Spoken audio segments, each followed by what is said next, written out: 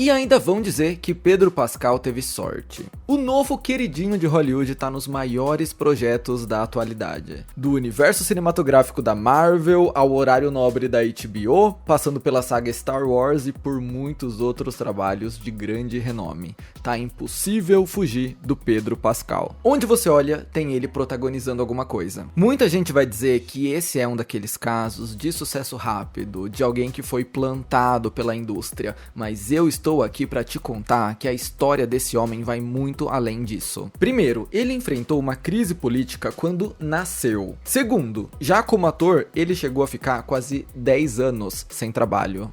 Quem vê tapete vermelho não vê corre, e por mais que o universo esteja sendo gentil com o Pedro Pascal agora, a gente precisa olhar para trás e falar sobre a jornada turbulenta dele para chegar até aqui. E aproveitar para falar também sobre como isso moldou o homem que ele é hoje. Tá curioso? Quer saber de onde esse cara saiu? Então senta aí, pega uma coisa gostosa pra comer e vem comigo, porque hoje o vídeo é esse. Quem é Pedro Pascal? De onde saiu? Como se formou e pra onde vai. Só não esquece de deixar aquele like pra apoiar o conteúdo do canal. Aqui no Fefoverso a gente fala sobre Hollywood, filmes, séries, tretas, polêmicas, bastidores, tudo que acontece em cultura pop. Então se inscreve também para ficar por dentro de tudo isso, e se você puder me ajudar seguindo nas redes sociais, eu vou ficar muito feliz. Quando você me segue nas redes sociais, você me ajuda muito a conseguir mais trabalhos e mais publis, então, por favor, considere fazer isso. Pedro Pascal nasceu em 1975 no Chile, e já nos primeiros meses de vida, ele teve que encarar um verdadeiro caos político. Eu vou explicar e talvez essa história seja um pouco familiar para você. 2 anos antes dele nascer, o país passou por um golpe militar, que derrubou um governo eleito democraticamente e deu início à ditadura do general Augusto Pinochet. Nesse cenário, Pedro Pascal vem ao mundo. Em uma entrevista ao podcast Smartless, o Pedro falou que seus pais não eram exatamente revolucionários, mas também não apoiavam o regime.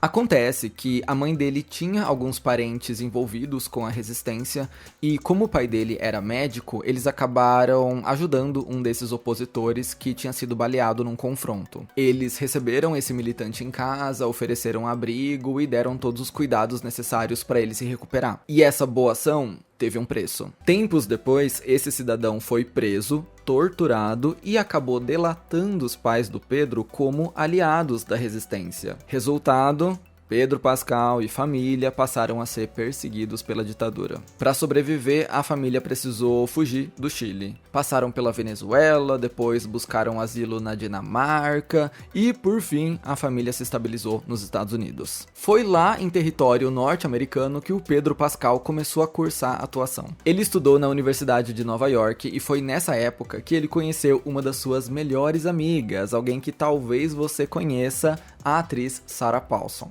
Ela também estava começando a carreira e eles foram apresentados por uma colega em comum. Mas mesmo com o diploma em mãos, Hollywood estava longe de ser fácil para o chileno. O Pedro era rejeitado em praticamente todos os testes importantes e quando conseguia alguma coisa, era uma pontinha aqui e ali. Por exemplo, um episódio em Buffy, a Caça a Vampiros, outro em Nova York contra o Crime, outro em O Toque de um Anjo. Coisa rápida, mal dava para pagar as contas. Nessa fase inicial da carreira, ele ainda usava o nome artístico de Pedro Balmaceda. Foi só perto dos anos 2000 que ele adotou o nome que a gente conhece hoje, Pedro Pascal. A mudança foi uma forma de homenagear a sua mãe que tinha acabado de falecer. Pascal era o sobrenome dela. E de quebra ele ainda se livrou de uma dor de cabeça. Ele contou pra Variety que quase ninguém nos Estados Unidos conseguia pronunciar Balmaceda. E nem eu sei se tô falando direito. Pedro Pascal ficou mais fácil pra todo mundo. E como esses trabalhos pequenos não eram suficiente pra ele conseguir se sustentar, ele foi trabalhar de garçom. Essa foi uma fase bem difícil pra ele. O Pedro Pascal contou que foi demitido umas 10 vezes, porque ele era um péssimo garçom. E Hollywood tava sendo tão cruel e tão fechada pra ele, que chegou num ponto que o chileno não tinha comida pra comer. Eu sei que parece surreal falar isso sobre um homem que hoje, por algum alinhamento dos astros, conseguiu um contrato milionário com a Marvel, mas aconteceu. O Pedro disse que a sua amiga Sarah Paulson, que já estava um pouco mais estabelecida na carreira, ajudava ele com algumas transferências, às vezes, de dinheiro mesmo, para ele conseguir comer alguma coisa naquela semana. Achei a Sarah muito diva e muito querida, apoiando o sonho e o trabalho do amigo. O Pedro conta que quando ele chegou perto de desistir, perto do nível só tenho $7 na conta e não vou conseguir comer hoje de novo, ele recebeu um cheque residual pela participação dele em Buffy, a Caça-Vampiros. E esse valor, por menor que fosse, ajudou ele a sobreviver aquele dia e deu motivação pra ele continuar lutando. Um cheque residual de Buffy, por um episódio que ele fez em 99. Lembra de toda a discussão dos resíduos na greve de Hollywood? Eu tenho um vídeo aqui sobre isso. Então, olha a importância disso. Enfim, Hollywood realmente não estava abrindo as portas e com o tempo o ator começou a se aproximar mais do teatro. No início da década de 2010, ele trabalhou em algumas peças, tanto como escritor quanto como diretor. Você sabia? Pedro Pascal, diretor de peça de teatro? Pois é. E uma nova porta se abriu para ele na TV em 2011, quando ele passou no teste para interpretar o personagem Ed Indelicato em uma série da Mulher Maravilha, produzida pela NBC. Você lembra dessa série da Mulher Maravilha? Não? Ninguém lembra, porque ela não foi feita, ela não saiu do papel. Na verdade, o episódio piloto até chegou a ser gravado, mas o projeto foi descartado pela emissora. Era uma chance do Pedro Pascal ter um trabalho estável pela primeira vez em não sei quantos anos e morreu na praia. E depois de quase 20 anos tentando a sorte em Hollywood, em 2014, o Pedro Pascal conseguiu um papel que mudaria tudo. O do Oberyn Martell na 4ª temporada de Game of Thrones. Ainda não era um personagem principal, mas foi suficiente para colocar ele nos holofotes e no radar do mundo. Existe alguém que viu Game of Thrones e não se apaixonou pelo jeito salafrário do Oberyn? A porta se abriu e Pedro Pascal passou com tudo. No ano seguinte, ele virou o Javier Peña em Narcos, da Netflix. Dessa vez, finalmente, ele conseguiu durar mais que uma temporada em algum projeto. E ele agarrou essa oportunidade com tudo que ele tinha. O famoso foguete não tem ré. Pedro Pascal oficialmente virou uma figura hollywoodiana. Demorou muito, ele sofreu muito no processo, mas deu certo. Em 2019, ele conseguiu mais um super trabalho, agora no Disney Plus, a série The Mandalorian, do universo Star Wars. E, provando que sua história com a Mulher Maravilha não tinha acabado com o cancelamento daquela série, em 2020, o ator participou do filme Mulher Maravilha 1984. Quem lembra do meme? I need you to give me the stone! E nem a história dele com a HBO tinha acabado. Pedro Pascal, inimigo do fim. A mesma HBO que abriu as portas para ele em Game of Thrones trouxe o ator de volta para interpretar o Joe na adaptação para TV do jogo The Last of Us. E o resto é história. É relevância na mídia, é prêmio, é sucesso e hoje a gente tá aqui falando dele. O que eu te falei até agora já é suficiente para você admirar o Pedro como um cara batalhador, como um cara que não desiste, mas ele consegue brilhar em várias outras áreas também. Por exemplo, o ator é um grande defensor da comunidade LGBTQIAP+,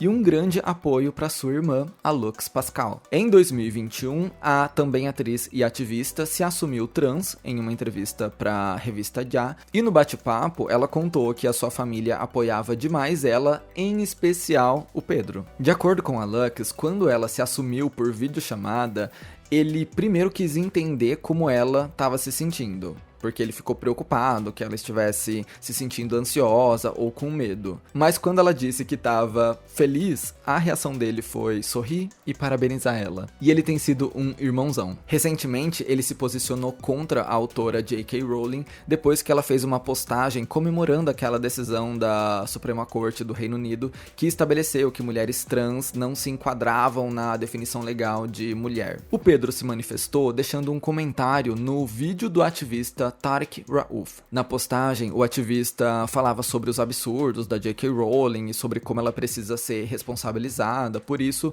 e o Pedro concordou. Essa merda é horrível e nojenta mesmo. É um comportamento desprezível de uma perdedora. Eu fiquei pensando aqui com os meus botões que o Pedro Pascal meio que se tornou um dos rostos da HBO nos últimos anos, pelo menos, E, recentemente, os chefões de lá deram uma entrevista defendendo o direito da J.K. Rowling de se expressar. Pelo visto, essa conexão dele com a HBO não impediu ele de botar a boca no trombone e falar o que ele queria. Bom pra ele. Além disso, ele também apareceu recentemente usando uma camiseta Protect the Dolls, protejam as bonecas, que é um jeito carinhoso de se referir às mulheres trans. Todos os lucros dessa camiseta são revertidos para organizações que atuam na proteção da comunidade. Então, os famosos estão comprando essas camisetas, ajudando essas instituições e também fazendo um manifesto ao usar elas. Tá cada vez mais difícil não se apaixonar pelo Pedro Pascal, eu sei. E falando em paixão,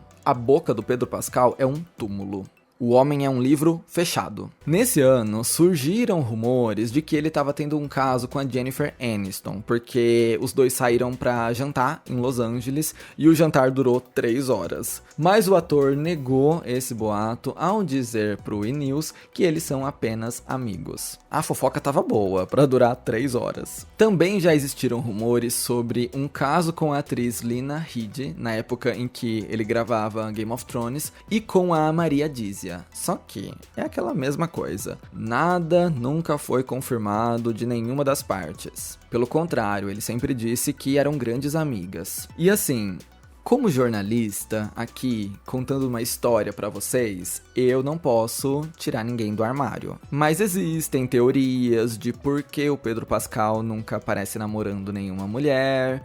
Só que como isso nunca saiu da boca dele, eu tenho que respeitar esse espaço. O que a gente sabe com certeza é que o Divo não pretende ser pai em nenhum momento breve. Ele já mencionou isso em entrevistas e já curtiu alguns posts nas redes sociais sugerindo que ter filho é uma ideia que ele nem cogita no momento. Talvez ele só esteja focado na carreira, né? Sem tempo pra amores, sem tempo pra pensar em outras coisas. Vai ver, é por isso que ele não aparece namorando ninguém. Sei lá. E agora que você já sabe de onde surgiu Pedro Pascal, você deve estar curioso para saber quais serão os próximos passos dele. Olha, no ano passado ele surgiu no filme Gladiador 2, que arrecadou quase 500 milhões de dólares na bilheteria, e esses projetos grandiosos devem se tornar cada vez mais frequentes daqui para frente. Ele tá em Amores Materialistas, uma comédia romântica da A24 que tem também a Dakota Johnson e o Chris Evans no elenco e tá previsto para ser lançado no final de julho. E o Pedro também tá confirmado em Eddington, filme do Ari Aster, que estreou em Cannes e fez muito barulho.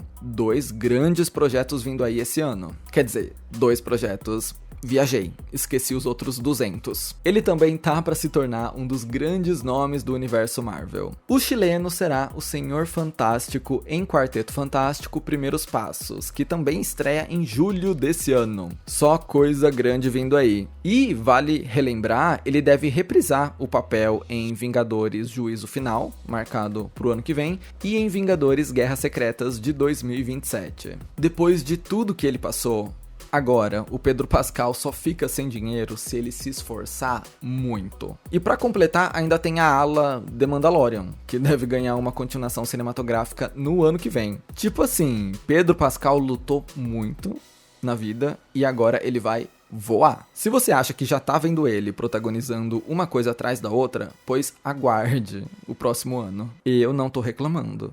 Por mim tá ótimo. Comenta aí, o que você achou da história do Pedro Pascal? Você já sabia dessas curiosidades? Você gostou do que descobriu? Qual é o seu projeto favorito com ele? Será que eu diria Game of Thrones? Será que eu seria óbvio assim? É difícil escolher, é briga de gigante. Mas eu gostei muito de fazer esse vídeo e eu espero que você tenha gostado de assistir também. Não esquece de deixar um comentário para ajudar no engajamento do canal, o like também, claro, se inscrever, é a coisa mais importante do mundo pra mim. E se você puder e quiser fazer um extra, me seguindo nas redes sociais, tudo isso faz muita diferença pro meu trabalho. Eu só consigo trabalhar se vocês estiverem me ajudando do lado daí. Então eu valorizo e agradeço muito todo o apoio. Bom, então a gente se vê no meu próximo vídeo. Belezinha? Bye bye.